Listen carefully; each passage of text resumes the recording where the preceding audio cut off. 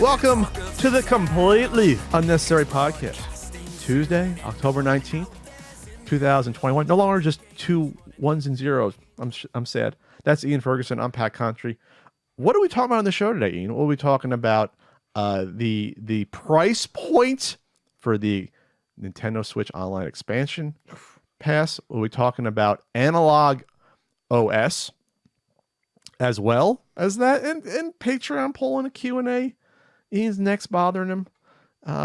Besides your neck bother you, did you have a fun weekend? I had a great weekend. Did you have a fun weekend? Yeah, I had an all right weekend. Yeah. Yeah.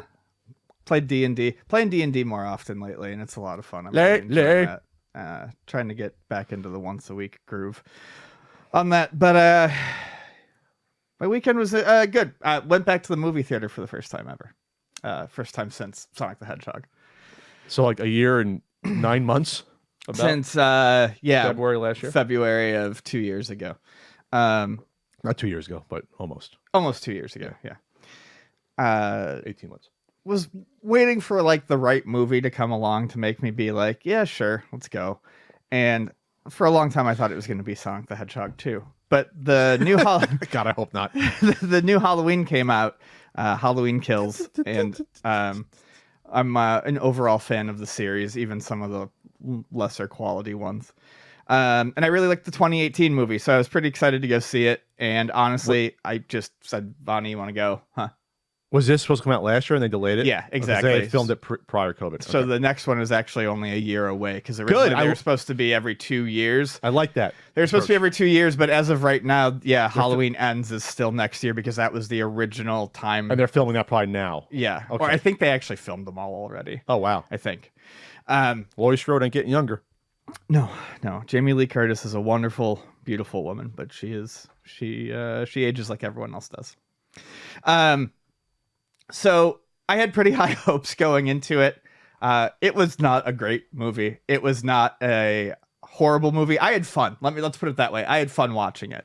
Anyone who wanted it to kind of be taken, to be treated with, I don't know, kid gloves or something. Realism? Yeah, is going to be disappointed.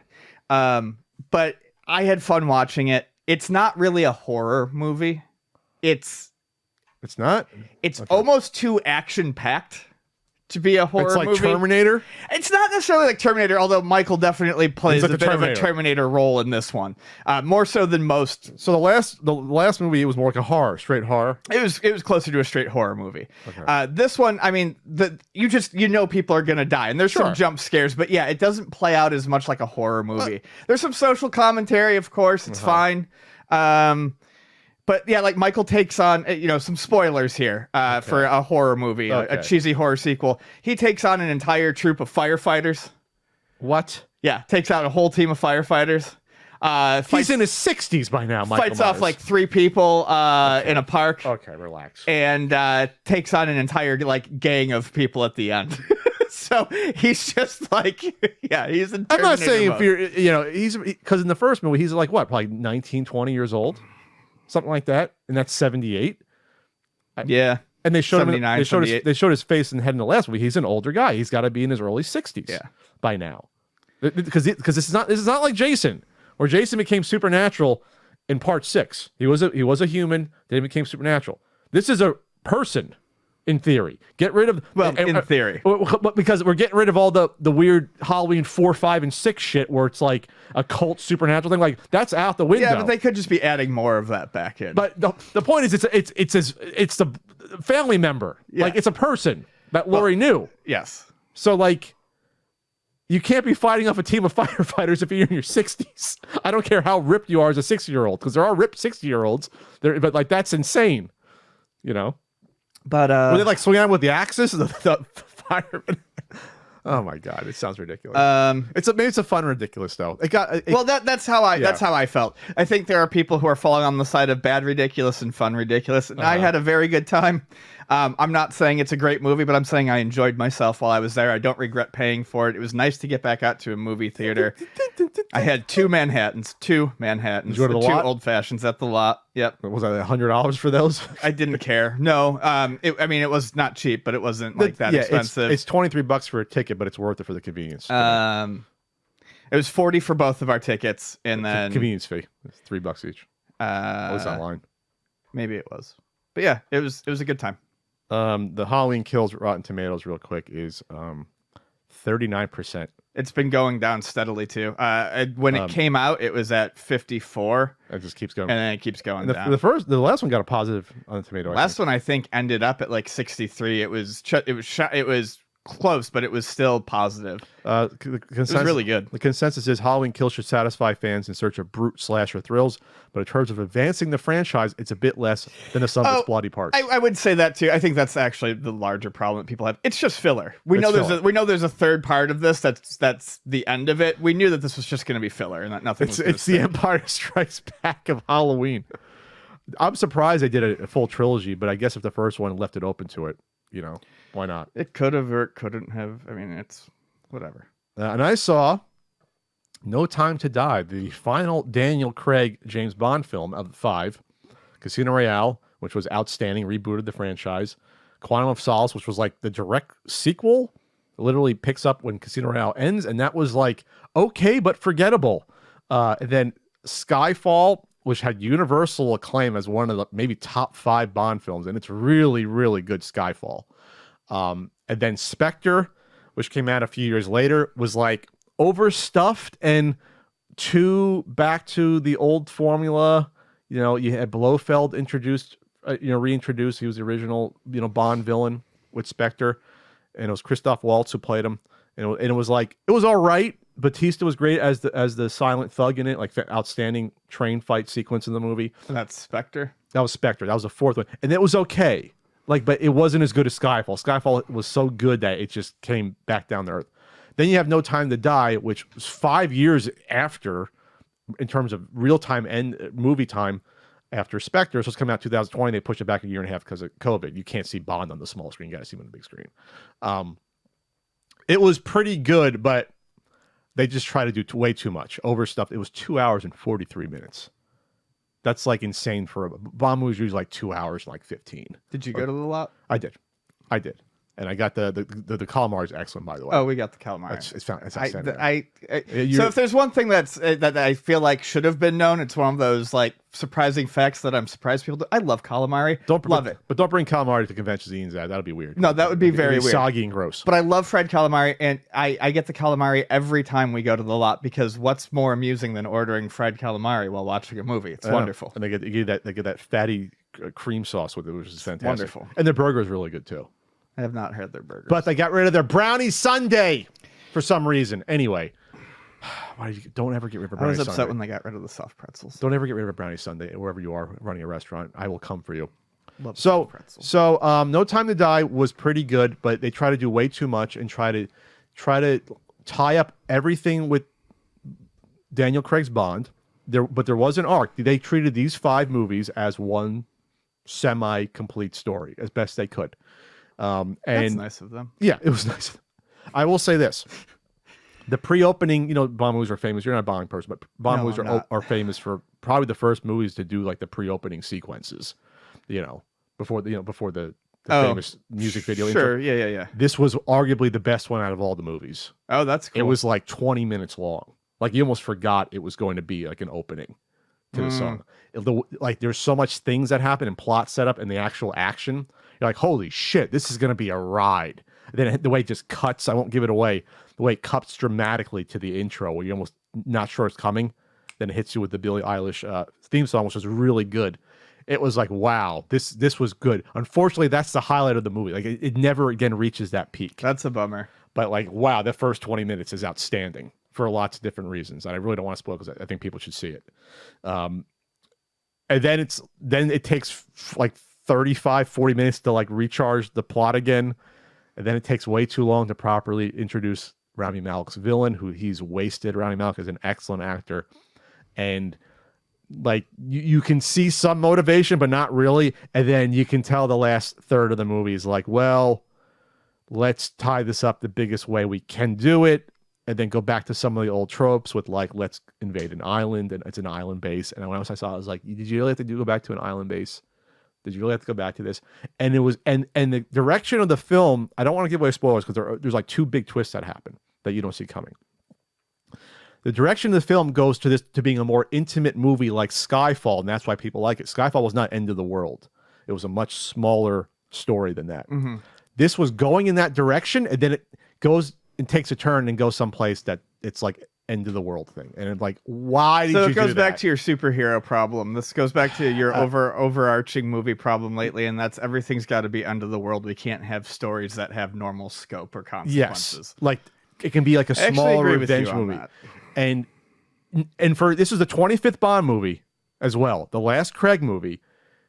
And spoilers, spoilers, spoilers, spoilers, spoilers, spoilers, spoilers, spoilers, spoilers, spoilers, spoilers, spoilers, skip spoilers. James Bond dies in this movie, which people saw kind of obvious, yeah. People saw coming, but it's still weird to see that because this is the longest running film franchise in history, 60 fucking years this year. It's the original superhero sort of movie sort of thing. And it's not extremely well earned. It's earned thematically in terms of like crossroads of your life and can I be anything else other than a killer, that those sort of things come up. They try to go into the emotions of the character, which they have done before in Honor Majesty's Secret Service and here and there with other movies, but they really went over the top. And Daniel Craig's a fantastic actor. All the acting was great. It's just and the action was great. The problem is the story is where it fell apart. And it's weird because you can't expect them not to do more James Bond movies. I talked about with you before. They make too much money. This movie's going to make several $100 million. You cannot stop doing James Bond movies. And at the end of the credits, there was the famous James Bond will return at the end. So they're going to reboot the character again. But I don't know how you do that. I guess you can, if you did it once, you can do it again because it wasn't a reboot up until Sounds like the name of a James Bond movie. What's that? Sounds like the name of a James Bond movie. If you did it once, you can do it again. Yeah. I died once. You can't kill me twice. Well, You Only Live Twice was a Connery film that was pretty good that Frank loves.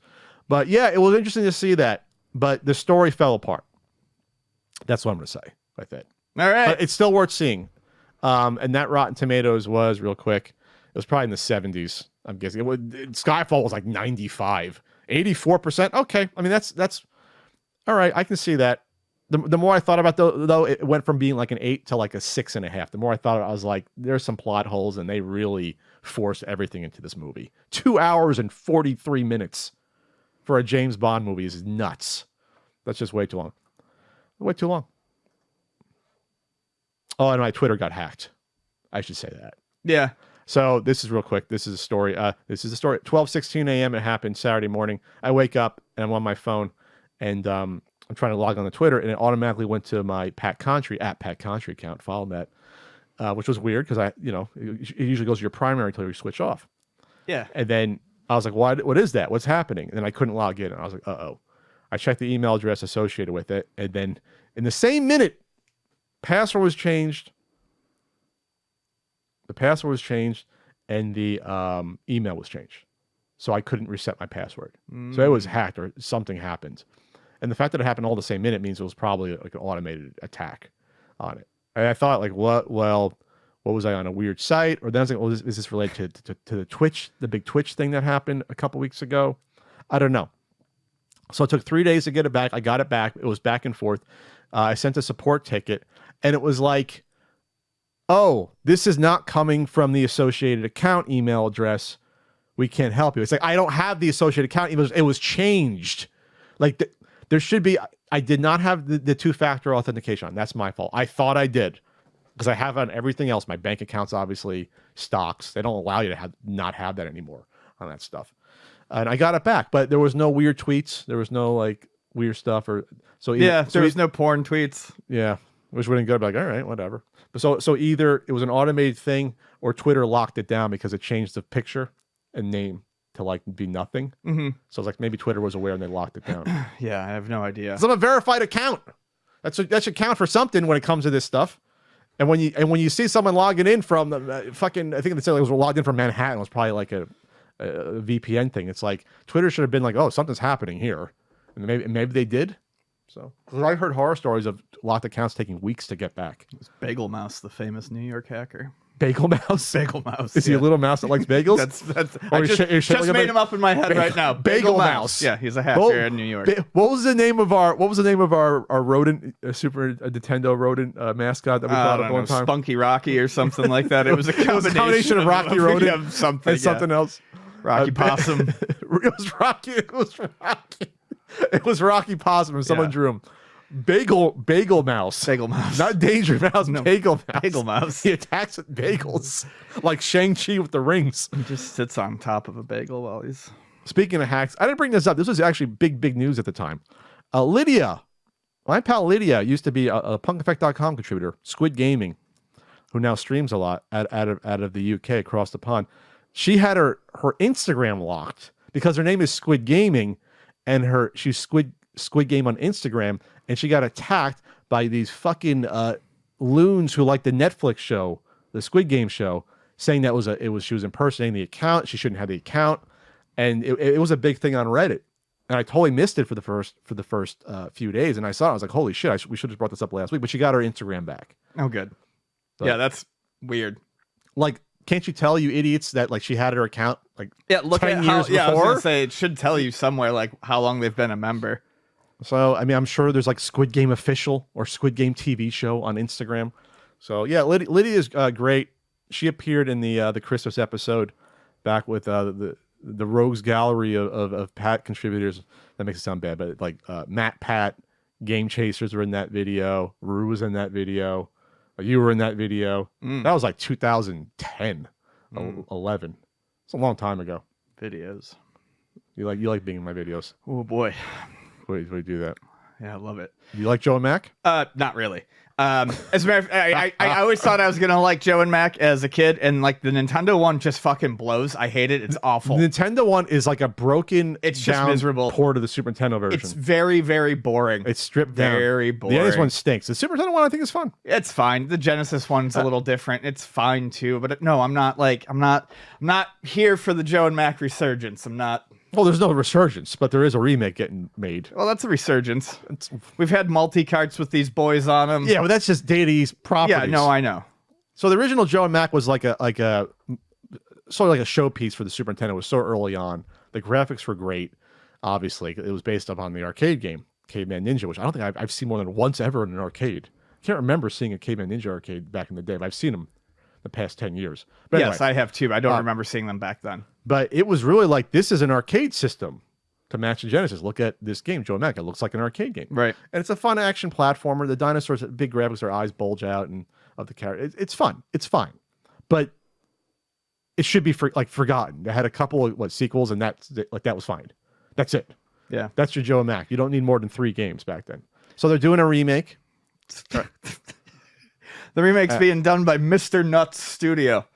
That's the name. That's Mr. the Nuts? name. Mr. Nuts Studio. I don't know what that is, but that's who's doing it. It's a cartoony remake. I mean, I see the same characters. There's the piranha plant sitting there. I guess we'll see if there's interest in. That's the thing. If you're doing a remake, you have to love the property. Yeah. But to put all that time and effort and money into that, I just don't know if Joe and Mac is the property to do that for. Looks like they recently did the Toki remake, so this appears to be their bread and butter. Like the mostly forgotten properties in the 16-bit era. A Toki remake? Yeah. I reviewed that game. One of my few Genesis reviews. NES or Genesis, because they're best. They feel pretty. Oh different. shit! I forgot about the NES. Wait, which one did I do? I did NES. I forgot there was an NES game at first. Holy shit! I believe the Genesis one is closer to the arcade, and it's much harder. I did the NES game. The NES one is more of its own platformer. I think I did the NES one. Yes, I did. Because that game you never find. That's very uncommon or rare. Yeah, I loved it too. It was pretty fun. I actually enjoyed that one. Hey, you're a monkey who spits out shit at people. Going ape spit. I did that in like 2015. That review. Wow, I forget. It's really weird when I forget I've done videos or what I did. That's how it is as a content creator.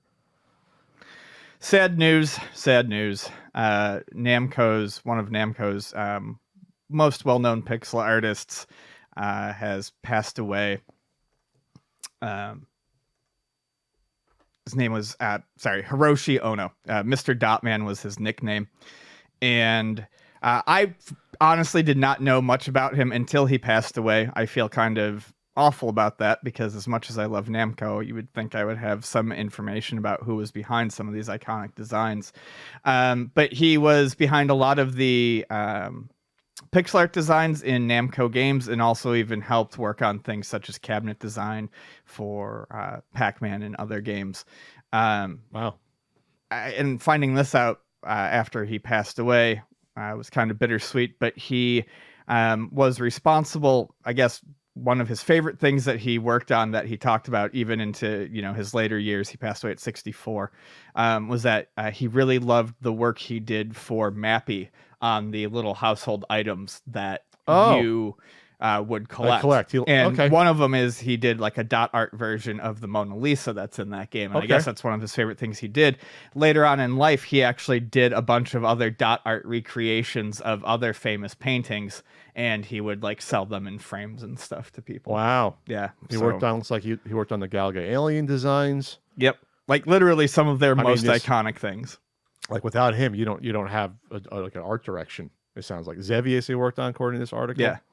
And a lot of that early Namco art is really cohesive and feels like it belongs together. And it's not just pixel art. Like even back then with those low resolutions, they kind of had a company style. Yeah, I mean, for a long time. Look at Mappy and then look at the Dig Dug guy. Mm-hmm. It looks like they can be, in the same cinematic universe. Right. No, I mean that's it. The Namco universe. The Namco universe. No, it's very interesting. So if you haven't heard of him, if you're like me, go read about him. Hiroshi Ono. It's a shame he passed away. 64 seems young. Speaking of someone that unfortunately passed away too young, Nier, who worked with preservation and worked on the emulation scene. After they passed, it was rumored, or they were working on a big scan project for Super Nintendo materials, and it looks like it was located all these 600 DPI scans of box, cart, and PCB scans. Yeah, 600 DPI. That's like you can blow that up and make a fucking poster, put it on your wall. Like that's like insane. 600 DPI. This comes from Retro RGB. Someone named Firebrand X has just stumbled upon an old hard drive of theirs containing 70 gigabytes. 70 gigs of high quality scan. 70 gigs, like lossless. Just like, remember the scan when you said have a scanner, you can do like, just do it without any compression. Yeah. And it'll just spit out no compression. Oh, that's what it sounds like. Right. That's nuts. So, and they said it looks like lower quality versions of the archive have been floating around, but none at full 600 DPI. Now, I don't know what you can use these for. I mean, I guess you do the best repro boxes ever, but just to have the materials is great. Yeah, just to have them, to know they're there. It's a huge undertaking, and finding someone else, who could do it and would dedicate the time to it wouldn't be easy.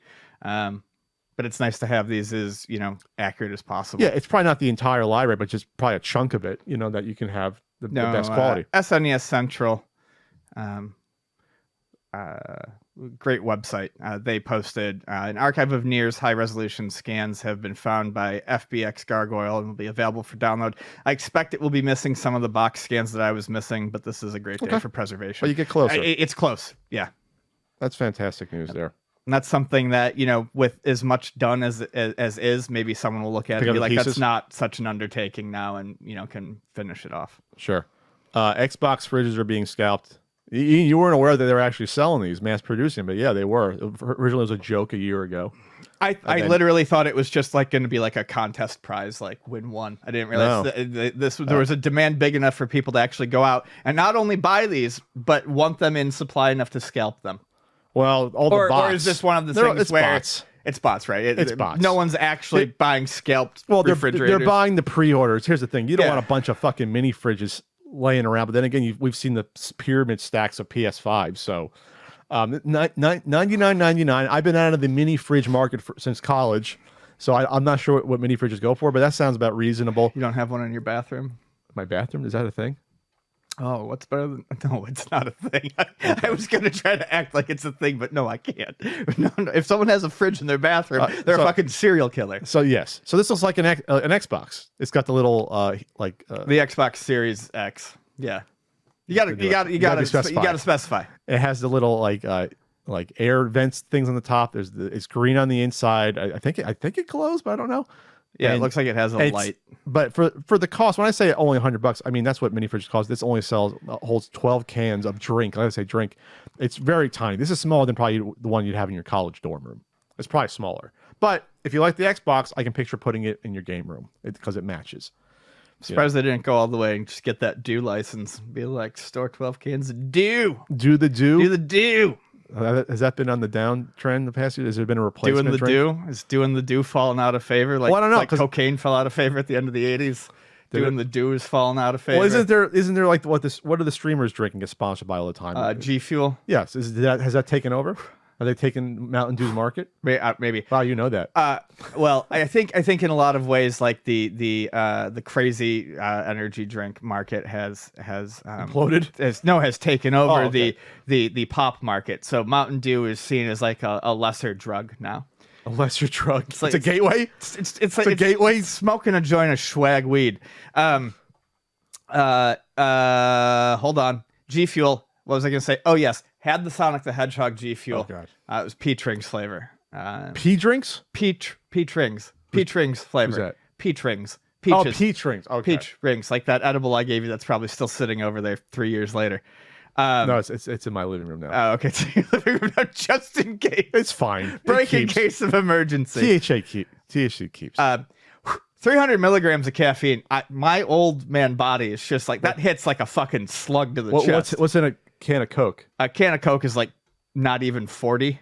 So this is like 6 to 7 times Pat math. The amount in one G Fuel. A Red Bull is like an 8-ounce Red Bull is 80 milligrams of caffeine. So it's like 4 Red Bulls. What the fuck? Kids drink these things. Those people who walk around drinking Bangs and Reigns and like G Fuels out of the can, that's what they're drinking. It's all 300 milligrams is the new threshold for caffeine for the modern American. You know what that does to you long term? I can tell you what it does to me short term. It makes me feel like I'm gonna fucking die. That's what it does. That's nuts. It's a drug. It's a drug. Yeah. It's the most widely used drug in the world is caffeine. Yeah. Well, it feels like real drugs. It's gross. I'm not saying to go regulate caffeine, but holy shit, they tried it with Jolt Cola back in the day. And Jolt Cola is pretty low, like on caffeine compared to like the modern stuff. It's funny. Kids shouldn't be running around drinking all this. I feel like an old man, but they shouldn't be drinking all this caffeine. That's you can't focus, attention span. John and I used to both be huge caffeine junkies, and like on extra napkins, we've had many moments where we've lamented, like, we can't do this anymore. Like, what is with the genetics of today's modern youth that they're just slamming like 900 milligrams of caffeine a day if they build up an immunity. Breakfast, lunch, and dinner. It's an immunity. I know. They're addicted. We have super soldiers roaming the streets just jacked up on so much caffeine combined with social media and like, holy shit, the attention spans are shot at that point. They can take a full clip before they fucking notice they're bleeding out. Like angel dust? Yeah. PCP? I've seen those fucking reports and videos. Wow, okay. Oh, you ever get wet, Pat? You ever smoke that PCP? I knew you were going there, but I wanted to be sure when you said wet. No, I've never smoked PCP. Never done that? No. You never had an addiction to something like that before? No.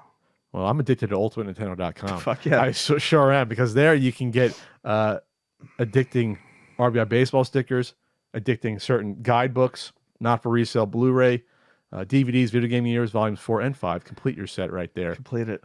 And, of course, enamel pins with Ian's cute mug on there. Both our mugs are on there.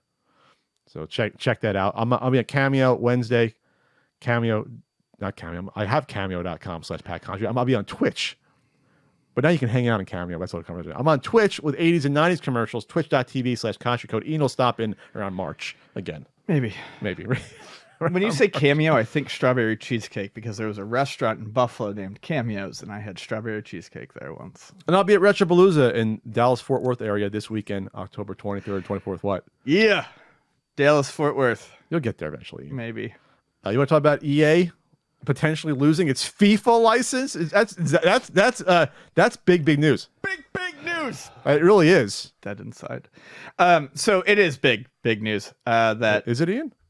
Big news. that FIFA may be losing the EA may be losing the FIFA license. FIFA may be losing the FIFA license. That's how it feels though, because it's been associated with the game for so long. 25 years. More. Yeah. So this is a case of this is not FIFA feeling magnanimous or big-hearted here. FIFA wants more money. FIFA wants to sell the license to more people. Sure. That's what's happening here. And basically, I guess that they're talks for the 2022. Basically, after the World Cup in 2022, it's done. That's when EA has to renegotiate. So they're actually in those negotiations now. They're trying to wrap them up by the end of 2021. Doesn't look like it's going to happen. They've stalled at the usual like 1 billion or so that FIFA gets. In between. Yeah. So FIFA wants like twice that from EA to remain exclusive, or they want to go elsewhere. So FIFA's definitely greedy in this as well. Are they though? We'll talk about why they. One of the things I saw about why they were asking for more money. Well, what is that? Because all these microtransactions. Oh, sure. Shit. I mean, I get it. I'm just saying I'm just saying no one is acting in like a genuine way here. Yes, I think they want to clamp down. I'm getting to that part. They want to kind of clamp down on what EA is doing outside of the game, because EA has taken this license and spun it off into a billion and one ways, and they're not getting money from it. They can get money from it. Yeah. So like, if they're paying for the FIFA license, EA is making all that money off of Ultimate Team, and it's not. FIFA looks at that and goes, I want that. Yeah, I want a piece of that, because this isn't the same as you doing a game 10 years ago with our license. Right. A lot's changed. And so now we'll make more money doing, I don't know, FIFA fucking app games and shit like that. You know what I mean? Like, for it to be locked under EA long term doesn't do FIFA any good. Right. And if they sell that license elsewhere, they can have different companies do the app games. They don't have to, they can lower their bill, etc. by, getting different development teams. They don't have to pay. They're not going to be paying other. I don't think they're going to be expecting other teams to pay as much as FIFA. No. Or as EA does. But splice it up 50 different ways. Yes, exactly. So it's actually smart for I think FIFA to do that. And EA, in terms of EA, they're probably like, well, we got the stranglehold already. We have the biggest soccer game. We have the ultimate. We don't need to pay what you want us to pay. They probably count numbers as like, we're not going to pay any more than what we have. People are going to come to us. We're just going to call it, EA Football, 2022 or whatever. I believe they've actually, I think it says in this article they registered like a generic domain name for the potential. I can't access a New York Times article. I guess they're going to paywalled. So it looks like they're going to lose it. It's not just that it will become, available to everyone. It looks like they're going to lose the license. FIFA's playing hardball, which means that this game would probably turn into something like Pro Evolution Soccer. Pro Evolution in terms of the licensing. In terms of the licensing, sure. You get it would be like the college basketball games without the NCAA. Sure. You get the players, teams. You get facsimiles of them, but you don't get actual names and stuff like that. Oh, they can't. They're not going to do the names separately. No, Pro Evolution Soccer doesn't have the names of the players. For certain teams, no. For certain teams, they don't. So there are certain leagues, like I believe the J League and the Korean League and the Mexican leagues, that they have the names for, because you can go out and you can license those separately. Gotcha. But the big FIFA license was the one they were missing. So a lot of the popular stuff, like your Manchester United and stuff like that, that's not going to be available in the game. You're just going to get a generic Manchester team with stats that represent it, basically. Wow. Though that can be upsetting to people, and if that's the case, would that cut into the Ultimate Team stuff then? If they can't use some of the names, it would absolutely cut into the Ultimate Team. So they could lose their. I mean, they could lose their biggest cash cow right wow, here. I'm surprised then that EA would risk that, even for $1 billion. I don't. I was going to say, if what they want is $2 billion, I don't know what the intake is for them. But that's not $2 billion a year though. That's for a certain number of years. So I mean, or is it two a year? I don't know. That's too much for 1 year. That's got to be multiple years. I think from what I heard, it's like a 4-year deal. Yeah, billion over 4 years. Okay, so they want $1 billion over 4 years. So there was $500 million now. Oh, okay. I feel like EA would be dumb not to do it with all the money because they make off this shit. Now here's the risk. FIFA's got more money than EA does. I would think they could maybe. go on their own and do. Okay, yeah, I don't feel bad for FIFA. Electronic Arts' bread and butter is FIFA. The Madden and FIFA publisher, generated 1.62 billion in revenue. I knew we had covered this somewhere from Ultimate Team offerings in fiscal year 2021. Just 1 year. So even if if that was 50-50 FIFA Madden, and FIFA is bringing in more on the Ultimate Team because it's a worldwide phenomena. That's dumb. But that's just 1 year. That's just the add-on shit. And that's just the Ultimate Team. That's not the game itself. Yeah. So this is a ton of money. So I'm not saying there's going to be a direct competitor to whatever EA names their football/soccer games, but FIFA's got enough money to look into this if they really want to be like, all right, let's partner with someone. Let's give this a go. Let's make this a whole 2K thing versus the Madden games back 20 years ago. Yeah, they can make it a go. Sure, but it might take a little bit. So yeah, it's kind of weird. It was only 500 million. I think EA's dumb not for doing that, but FIFA's like, we'll make 500 million on 2 apps or on an app. We'll do that. Yeah, I'm surprised there's like a FIFA app for something like that with the card packs or what have you with microtransactions. They'll make this money easily.